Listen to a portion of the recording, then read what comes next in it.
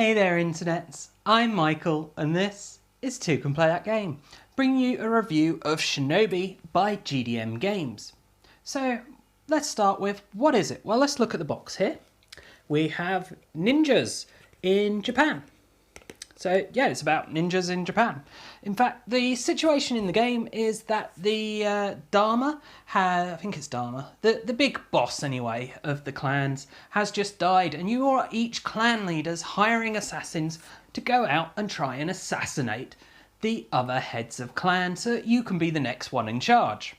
So why don't we take this to the table and I can show you quickly how the game all works and then come back for my thoughts. First, each player is going to pick one of the clans. So we've got the blue squids, the red ants, the purple cats, the yellow dogs, the green frogs, and the orange fish. So each clan, they will take the corresponding 4 cards.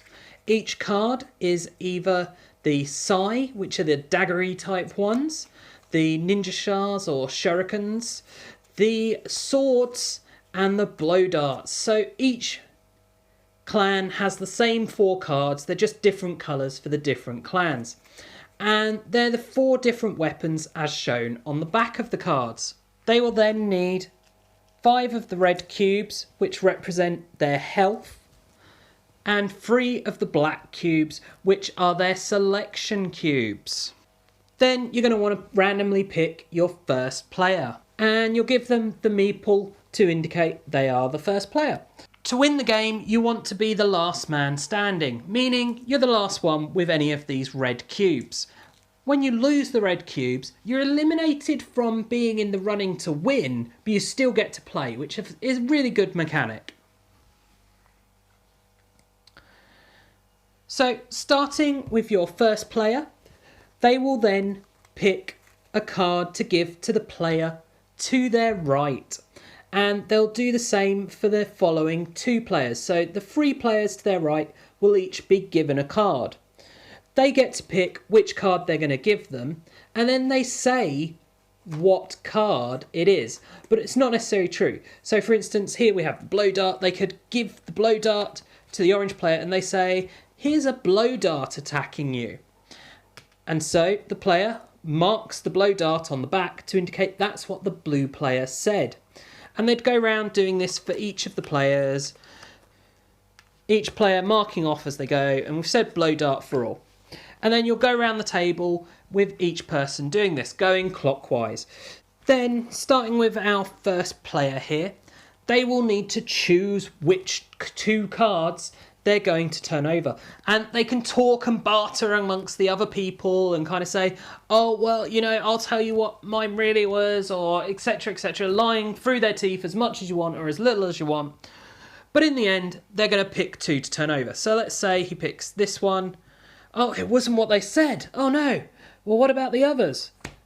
Oh, this one wasn't. He's okay, because you want these to not match. So if you turn 2 over and they don't match, you take no damage. It was a failed assassination attempt.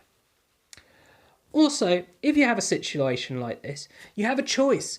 You can declare incompetency. You can declare that your opposition are incompetent, and this will harm their standing, costing them each a cube instead of you.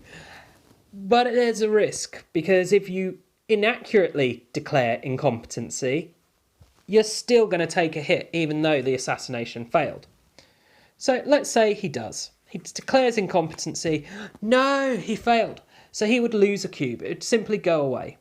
If this had been anything other than a sai or swords, then it would be incompetency and everyone else would lose a cube. Then the orange player here is going to turn these 2 over, and they are different. But he's not going to take the risk of declaring incompetency. No, he's going to play it safe. So with that then done, that would be the end of the round. And let's see, was he right to do that? No, he was wrong. If he had declared incompetency, everyone else would have lost a cube. Let's talk about the other scenario. So let's say we are revealing our cards.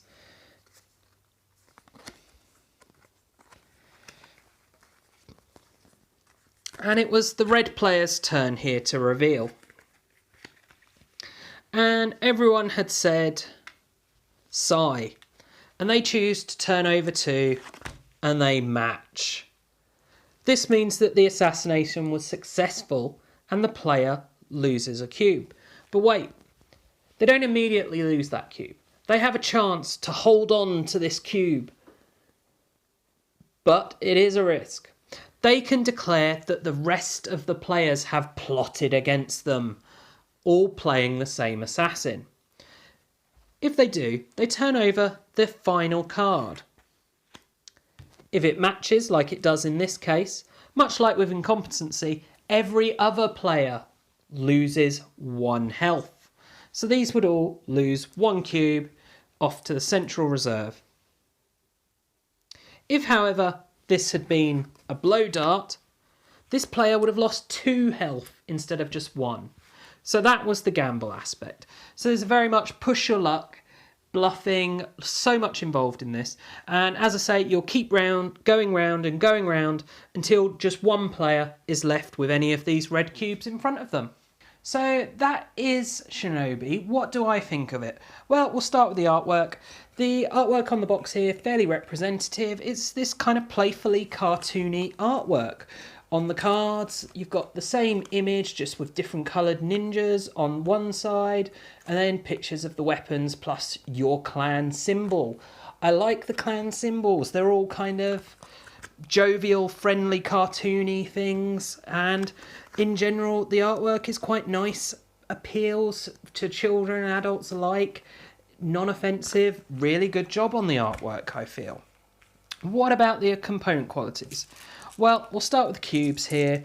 Unfortunately, these are not up to the same quality you might be used to from bigger publishers. This is a small publisher doing the game on a lower budget, and that unfortunately does result in lower quality pieces such as these. Now, they work fine though, and they are attractive to have on the table. They're just not quite as high quality as some games might be.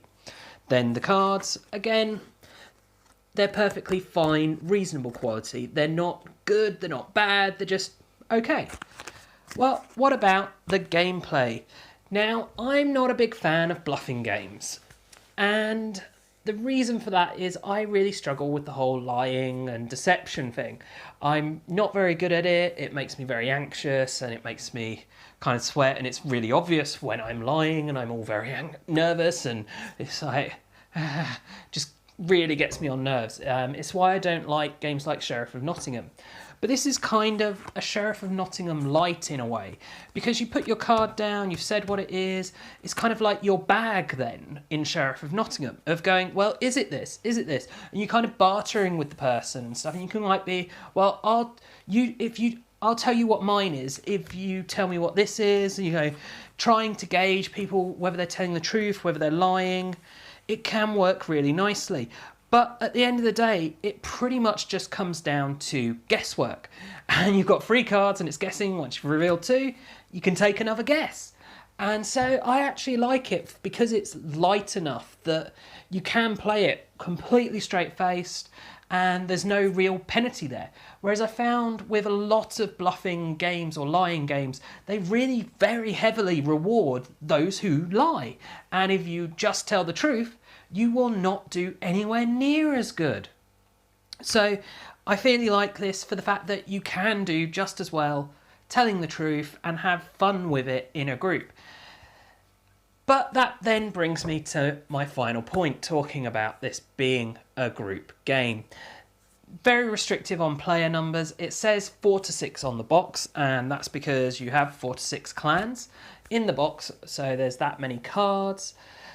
It works very well for those 4 to 6 players. I've not had any problem with any of those player numbers. Everyone's enjoyed it. Everyone's been surprised at how much fun this is. I mean, this is a tiny little box with a really good fun game that you can happily play a few rounds of as a filler.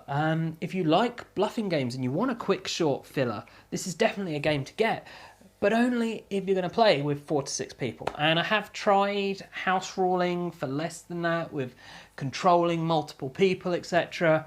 And as you'd expect with any kind of lying, bluffing game, it just doesn't work. So it is not a 2-player game, and that's why if I was seeing this, I probably wouldn't buy it. But having tried this, it's a nice little game that I may well keep in my collection. But it all comes down to that player number, you see, because 4 to 6 is quite a specific player number, but it is a good player number as well, because most groups for game days, etc., you're probably going to have either tables of 4 to 6 people or 4 to 6 people while you wait to see who arrives and split up, etc. So it's really good for that filler aspect there. So that is my thoughts. As I say, not a 2-player game. If you want 2-player games, not the one to get. However, if you want a very light bluffing game that is a surprising amount of fun, this is one to possibly check out. I do hope you've enjoyed this video and found it useful. If you have, please do check out the rest of the videos on the channel, subscribe to the channel and share it with your friends and family. And do also take a look at us on social media. You can find us on Facebook and on Twitter. And as always, thanks for watching and bye for now.